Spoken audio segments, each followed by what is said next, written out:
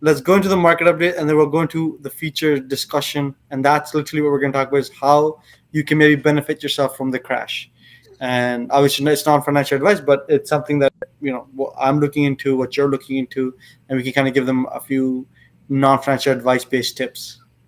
Sure. Sounds Yeah, good? I was just going to touch on that really. I'll just to preface it, to kind of Got set it. the context around how important it is now than ever that what I'm about to say, you should pay attention to. All right, so I'm just going to share my screen. Go back here. Yep, you guys can see my screen there.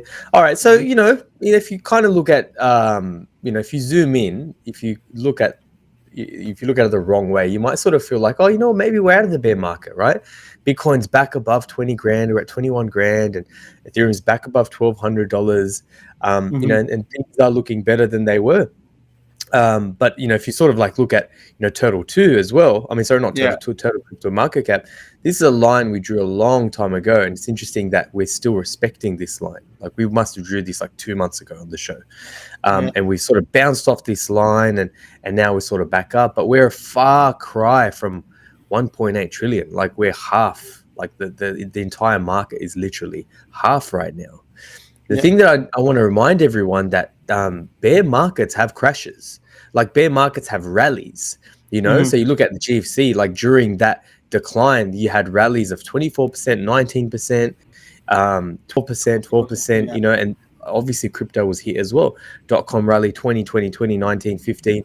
So you are going to have these 10%, 20%, 30% rallies, and they're the worst times to FOMO in.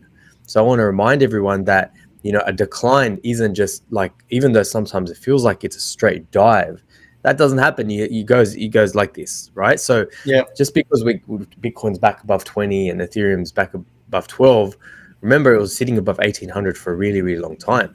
So that doesn't mean what, it doesn't actually mean a lot. If you see stock market, like stock market doesn't have those big ups and downs. Even a few percentage ups and downs is there. Bear market and bull market type of stuff.